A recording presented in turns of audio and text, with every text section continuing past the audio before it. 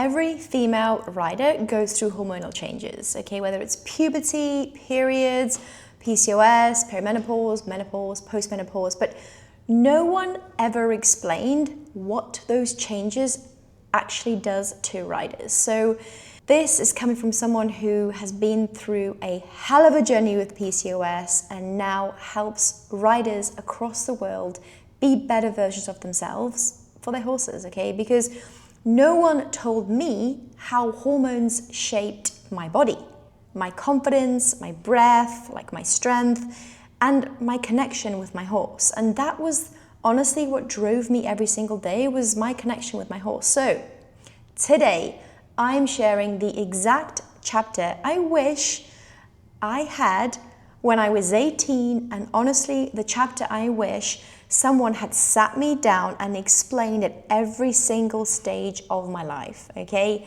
Grab a pen, piece of paper, because let's get started. By the way, this is a preview to the upcoming book, which I'm almost finished, called The Female Rider Code, which is coming out in 2026, so not long now. And I think it's going to change everything for female riders. So let's get into my puberty years, okay? I'm going to start with a bit of a story. So when I hit puberty, my body changed. Kel surprise, probably not a surprise. So it changed so quickly that I felt like my skin just didn't belong to me anymore. So my show jackets went from being like nice comfy fits in only 2 months to just not fitting anymore. My jodhpurs felt so tight, I just felt genuinely uncomfortable. And my breasts, okay, the pain, like the bouncing on doing like sitting trot and cantering was just unbearable. It was really, really uncomfortable. And something that no one taught me about was correct sports bras and correctly fitting bras. So I still remember having a dressage lesson with a male instructor.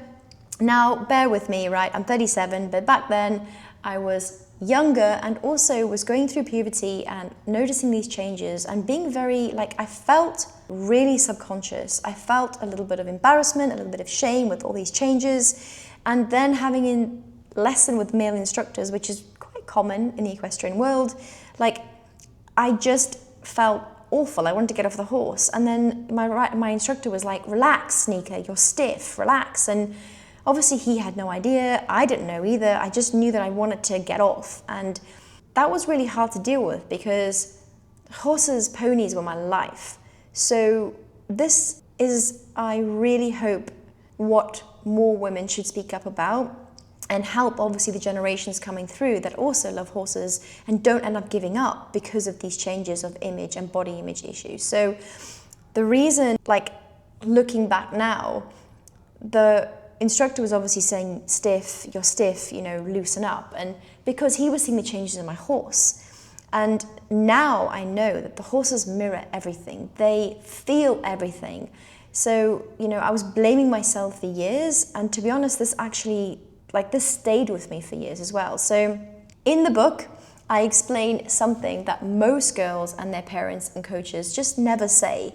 So puberty causes this huge shift in us. It can affect our motor neuron skills, our balance coordination, things like our strength, emotional regulation, pain sensitivity, breast tenderness, body awareness. So you literally wake up in a new body every few months.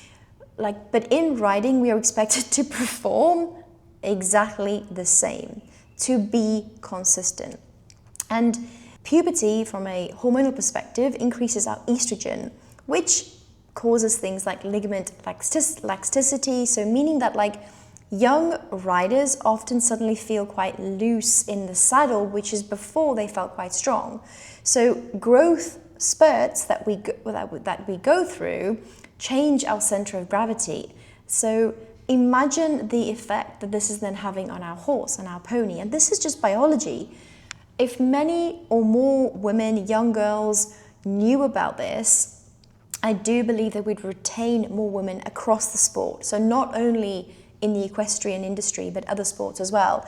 I read a stat which was like 64% of women, young girls, actually stop doing sport when they hit puberty because of these changes and the psychological changes that impact how they show up. And that should not happen, okay? Should not happen at all. So another part that I want to share with you is my PCOS and the body image and the years that no one actually saw, because through no one's fault, I didn't know myself. I was just ignoring and fighting my symptoms. So in my 20s, PCOS entered my life quietly but friggin' aggressively. So I had intermittent problems with my cycle where it disappeared. I had changes in my appetite, my strength changed, so my emotions became quite unpredictable. My body felt very different every single week.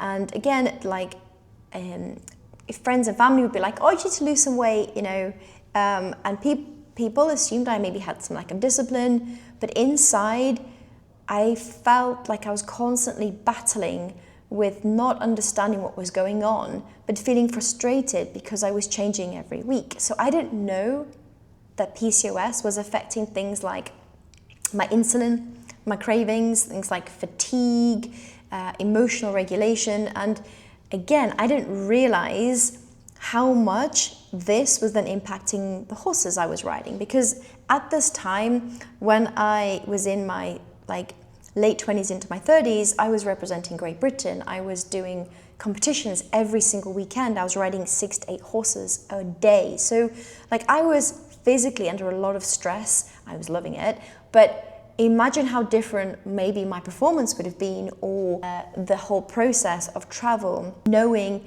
that what I was actually had was PCOS, and knowing more importantly how to manage it through lifestyle. So in the book, The Female Rider Code, I actually break down the PCOS in more detail.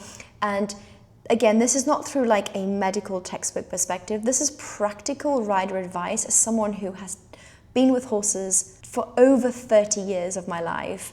I actually tell people that I'm a horse in a human's body, and I have done everything from being a flat jockey, dressage rider, to a groom, to absolutely eventing, show jumping, you can imagine. But imagine if I'd known how to help my body then, the difference in things like performance, confidence, and also just showing up for my horses, okay? So the next part that I share in this book, and I wanted to talk to you today, was the perimenopausal phase. So I'm 37 at the moment, and a lot of women I work with are between the ages of 28 up to 65. There's a big, I think, gap, and a lot of women struggling between the ages of 40 to 55 who are in this perimenopausal transition, and they say things like, I just don't feel like myself anymore, I'm losing my confidence both in and out the saddle. I never used to be anxious, and now I'm having anxiety about getting back into the saddle. They feel exhausted, they just don't know why. And this can be the phases of perimenopause, and it's almost like the second, this transition that we've gone through, right? So we hit puberty, and now we go through the period of losing our periods. And with these hormonal changes, so things like estrogen, she rises, she can fall, and it can be it's commonly described as a big emotional roller coaster. So your progesterone can drop, your testosterone can decline, sleep becomes unpredictable. I've worked with many women who struggle with insomnia, just cannot switch off. So their mood swings are very erratic. There's no warning. Recovery can be slow. Hot flushes kick in. The brain fog becomes frequent visitor in your life. Walking into a room and going I have no idea why I'm in here, but very weird because I thought I knew I was coming. Right? You've either know someone who's been there, or maybe you've felt that yourself. So imagine then riding through all of that as well with no explanation. And most women do, and I credit so many women who have been suffering in silence and not knowing, or maybe have reached out to professionals and just have been told, oh, this is just part of it, just kind of shut up and keep going. Okay, so in the Female Rider Code, the book itself, I go more into detail about the perimenopausal riders that I've worked with and how I've helped them through it. And there's no secrets from me here. I work on 3 phases: nutrition, movement, and stress levels, brain gym. And that, by the way, has a significant effect on how you show up as a rider going through perimenopause with your seat, what you can do with your horse. It doesn't mean you have to retire, not at all. Helping you with things like building mental, emotional resilience, and most importantly, still developing this connection that you want with your horse. So one of the biggest things that I've recognized, and I'm really excited for this to become more spoken about, okay, as natural horsemanship is really being spoken about more and more now, which is amazing, is how horses actually feel our hormones. So this is part of something that most of us maybe feel, maybe have considered, but don't really know how or why yet. So I've definitely recognized that through the transitions of my own hormones and going through my own journey, that the horses I've been working with, even on the ground as a chiropractor, physiotherapist, then riding them, how horses affect and respond to things like my posture, my breath, my muscles, how tight I am, any tension I have, any pain I have, any emotional energy that I might be carrying. This is huge. And I look back at videos now and I can actually tell exactly which week of my cycle I was in, because I see the difference in the way I was riding. I see the difference in how I was showing up to treatments. I was tighter, I was more reactive, I was quicker to get frustrated, less stable in my pelvis, less clear in my aids. I'd be having more kind of thoughts and interactions with horses going, why are they being difficult, when it was me?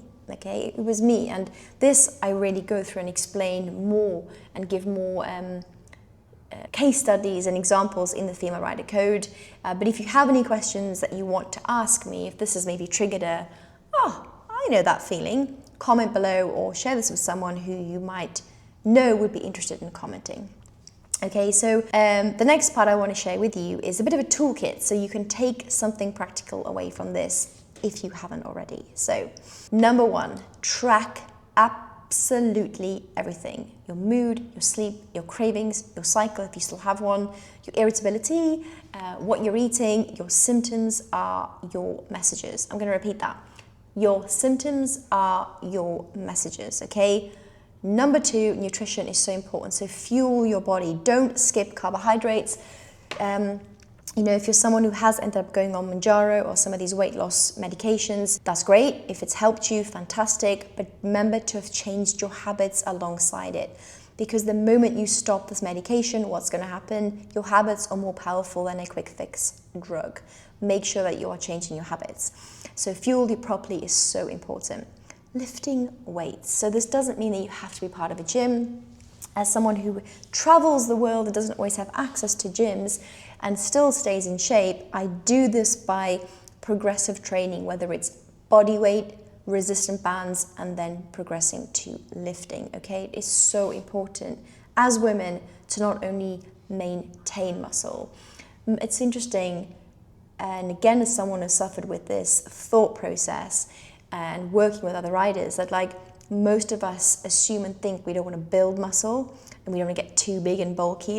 It is really hard unless you're genetically gifted and you have a very, very disciplined, tight nutrition regime with eating a lot of chicken, rice and broccoli. No thanks. It's very hard to build muscle, really hard. So it's actually more about maintaining muscle and maintaining your posture as a female. Especially as a female who wants to ride, we need to be ensuring our posture is staying the way as strong as it can be, as pliable as it can be for our horses, right? Warming up is so important. So especially, any age, but if you're going through perimenopause and you've got these changes in estrogen, progesterone, so you're more likely to get injured because of these decline hormones. So preparing your body is so important. Warming up, activating, just like I'm sure you are doing activations for your horses, do the same for yourself. The next toolkit is pelvic floor awareness. So most riders really struggle with this, and I was quite surprised to know that even little signs like having a leaking bladder and thinking, I just laughed too much, that is your body telling you need to be doing some pelvic floor. And please don't believe these people that say to you, you can do pelvic floor if you're just driving, with the kids in the car. this person has never done a pelvic floor exercise because it's actually really hard to do. You really have to focus, tune in, and activate muscles that are so intricate, and that takes a lot of concentration. So to do it driving is just ridiculous. It's just not. Ignore that comment. Know your triggers is the next point. So, everyone is so different. So to follow generic advice about cut out this and don't do this, like that is why I started with make sure you track everything, because when you do track absolutely everything, you get to know your body, you get to know how you respond, maybe after caffeine, alcohol, whatever it is. So I don't believe in cutting out. I believe in knowing what your body likes and then giving it what it likes to thrive. Now maybe that means not having caffeine for a period of time. Maybe that means cutting out alcohol. Who knows? Maybe it means having alcohol. Like, know your body. The last bonus step, toolkit, is ask for help. Don't be afraid to ask for help, okay? In the Female Rider Code, I go into more detail about this, but genuinely, silence is the reason so many women are suffering, and it's enough. We don't have to suffer, we can speak up. So, I've actually written something down which I'm going to read out to you. So, here's the truth. Women aren't meant to ignore their bodies, okay? They are meant to listen and be in tune with their bodies. Having time off is okay. It actually allows you to come back to whatever you want to do a hell of a lot stronger. So your hormones are not your enemy, they are your roadmap. Your hormones are not your enemy, they are your roadmap. And when you learn how to actually work with your hormones, not only does your riding transform, your relationship with your horse improves, but you become the best version of yourself no matter what age you are. If you enjoyed this episode, don't forget to give me a follow, a subscribe, and maybe leave me a comment below. Thank you.